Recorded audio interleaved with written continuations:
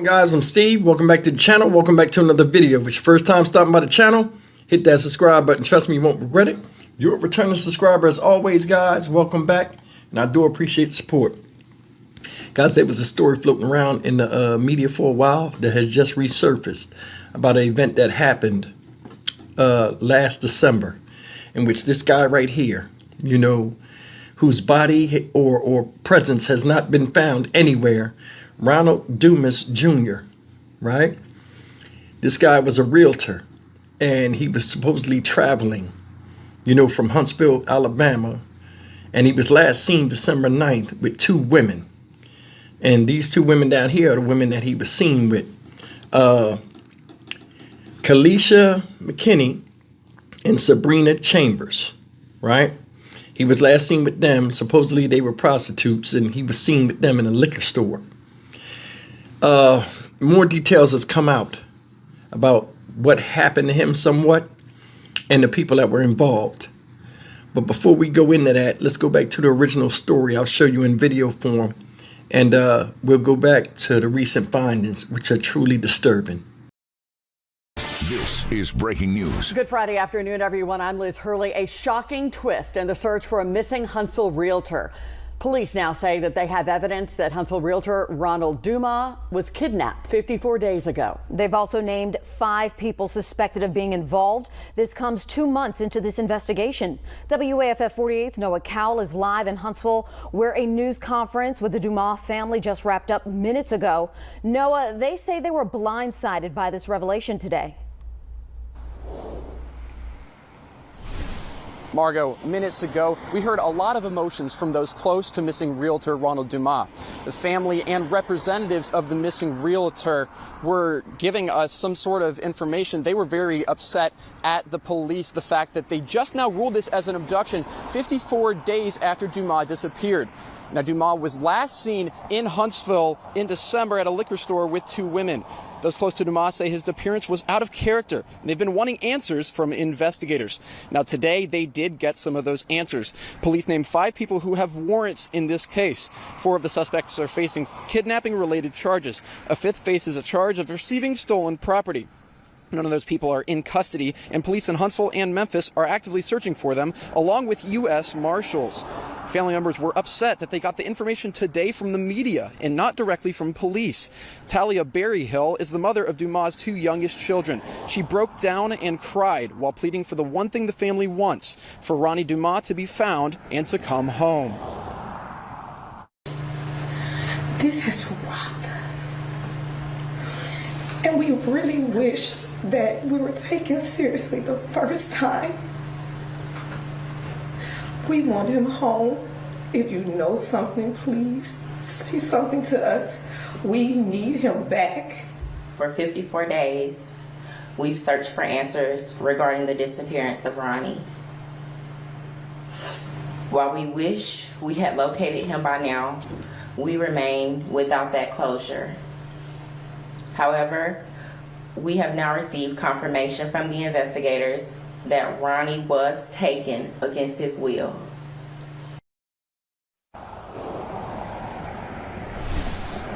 Now, the police say that they searched an area outside of Memphis yesterday. They found evidence of an abduction in one of the suspects' apartments. We tried to talk to Huntsville police today for a potential interview or any additional comment. They said that this is an active investigation and they can't add any more than what they did over an hour ago.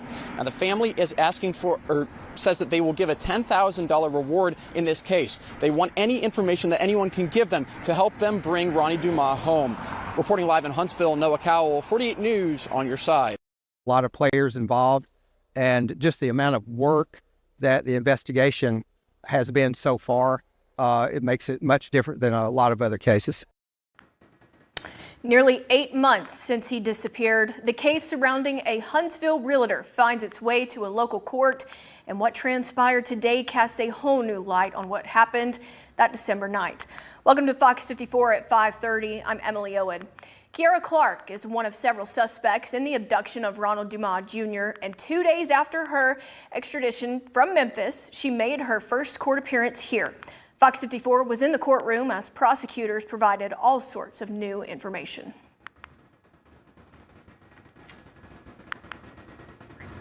Here, you can see Clark arriving at the Madison County Courthouse for her Anais Law hearing.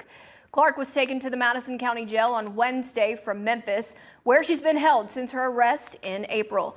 The family of Ronald Dumas Jr. was at the courthouse as well for what would be an extraordinary morning. Today was extremely difficult, and I'm devastated and I'm shocked with some of the details that we found out during the hearing today. Recovered text messages have helped provide clarity regarding what took place the night of December 15th. Prosecutors say Ronald Dumas Jr. was solicited by two women, Kalisha McKinney and Sabrina Chambers. The interaction took place at Mid-City Liquor, where the women allegedly offered sexual services to Dumas. It was then that investigators believe Dumas was abducted and taken to the Memphis area where his car was found. His cell phone turned up at Chambers' home in Memphis this past January. Police have been looking for Chambers ever since, but she has yet to be found. McKinney was found dead from an apparent drug overdose earlier this year. Prosecutors believe Kiera Clark was instructed by Quintarius White, who she was in a relationship with, to force Dumas to give them money. Disturbing details from prosecutors included a recounting of instructions to, quote, pull his teeth out with pliers. But while the investigation has added pieces to the puzzle, still no evidence pointing to where Dumas may be. Madison County Chief Assistant District Attorney Tim Gann hopes that the transfer of White from a Memphis jail to Madison County, expected shortly, will offer even more answers. She was locked up in Memphis, and now we have her here, so now we can move forward with our case against her, and hopefully the rest of the people involved in this case will be in Madison County soon, so we can move forward on them. But we have her, so we're going to move forward with our case. And the mother of one of Dumas' children hoped today's hearing gets Clark to be more forthcoming. Hopefully now she'll be more willing to talk. It's been a long time. It's been over 200 days. This has gone on for long enough. Our children have suffered for long enough. Our family has suffered long enough. We need answers now. The reward for information that could lead to the location of Ronald Dumas Jr. has been increased to $7,500. As for the outcome of today's hearing, Judge Alan Mann ruled that Clark would be denied bond while the case is ongoing and remain behind bars. In a statement, the Dumas family thanked the district attorney's office and Judge Mann for the decision. We're learning new details now in the case of a missing Huntsville realtor. 5 people are wanted in connection to the December 2024 abduction of Ronald Dumas Jr. One of them appeared in court today in Madison County. Way 31's Julia Miller joins us live from the courthouse after attending the Anais Law hearing. And Julia, what did you learn? Tori, Kiera Clark was in court today. She's one of 2 suspects who was arrested in Tennessee. She was extradited to Madison County earlier this week. Investigators with the Huntsville Police Department took the stand today and shared new details about her alleged role in Dumas' disappearance. Investigator Robert Brady testified that through bank records and surveillance video, police identified 2 women they believe Dumas hired for prostitution the night he went missing. One of those women, Sabrina Chambers, was allegedly working with a man named Quintarius White. Investigators say text messages on Kiera Clark's phone linked her to White. Police say White told Clark that Dumas had $7,000 in his bank account. In response, Clark allegedly told White to torture Dumas and to get access to his phone and funds. The amount of evidence that the police department has gathered up through phone records and electronic surveillance, all the things that they have done in this case, it stretches across 2 states. There's a lot to this case, a lot of players involved, and just the amount of work that the investigation has been so far, it makes it much different than a lot of other cases. Although Clark was never physically in Madison County, police believe she helped orchestrate the entire thing from afar. The text messages between Clark and White also mentioned a plan to return to Memphis with Dumas, who police believe was still alive when they left. The defense argues that those texts are the only piece of evidence linking Clark to the case, and that there's no proof she was the one who sent them. Judge Mann denied Clark's bond. She will remain behind bars in the Madison County Jail. Coming up on Way 31 News at 5, we'll hear directly from Ronald Dumas' family. Reporting live in Huntsville with coverage you can count on, Julia Miller, Way 31 News. All right, guys, you see the information they presented so far. Got 5 people that's held accountable for this. Now they saying this one dude that's pictured at the bottom with these other 4 people, Torrey McLaurin, his only charge is receiving stolen property. So I don't know what he had, because it's a lot of details with this.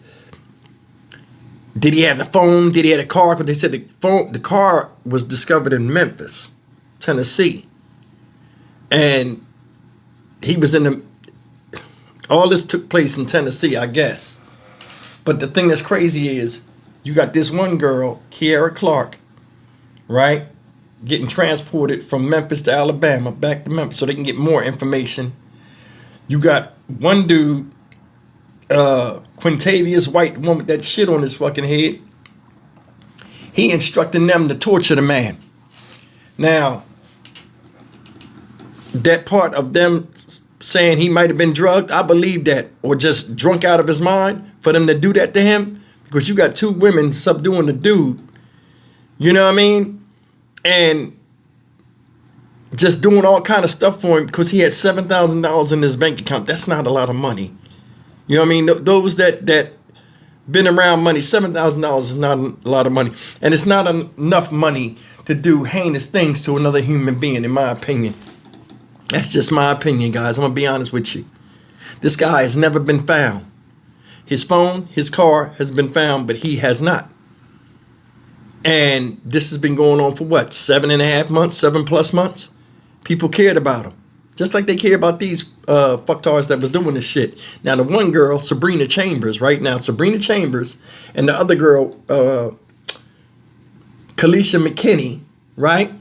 Now, she's not on there. She's not pictured on this thing, but you seen the picture of them before. They were the 2 ones that were supposed to be prostituting, and I guess Quintavious White was involved with them and everything dealing with him. Now they got this other girl, Kiara Clark, that's arrested. Now they're not putting her at the scene, but I guess she was a liaison between the tattoo guy with shit on his face and them other girls out there and relaying messages, because text message was brought up on her phone. They were saying she was nowhere near the scene. What you think about how horrible that is? Main question to me is this. You see this guy in pictures? He's dressed up. He's a realtor. He's about his business. Why the fuck would you get wrapped up with that type of folks? Think about it. The one girl died of an overdose, Sabrina Chambers. She cockeyed in a motherfucker. He in a liquor store with them. Then he was looking all scraggly and stuff. Maybe he had known them already, or he knew something. Man, it's just a mystery.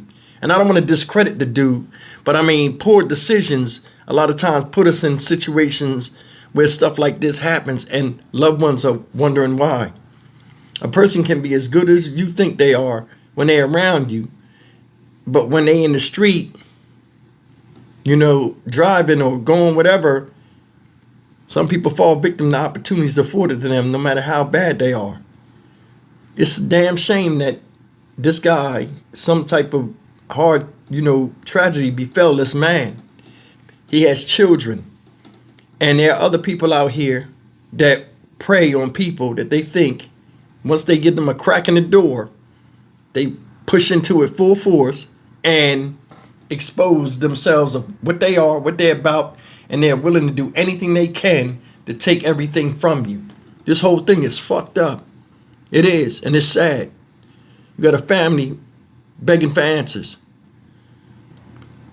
Children without a father. Demons like this out here doing all kind of crazy stuff and not caring nothing about another human being. $7,000? Are you fucking serious? They talking about pull his teeth out? The fuck kind of shit is we on out here? But this is just the reality. You know what I'm saying? And that's why I tell you, extreme crimes like this deserve extreme punishments. Under no circumstances, when you get caught and answers need to be questions, the answers need to be answered, you have no right, after being caught up in some shit, to keep your mouth shut. They should have been found out what happened to this guy. Should have been knowing where his body's at. But you know how the justice system is. They want to dance around shit and give rights to people that give no rights to others, or no deals or anything like that. Either way, man, this shit is heartbreaking.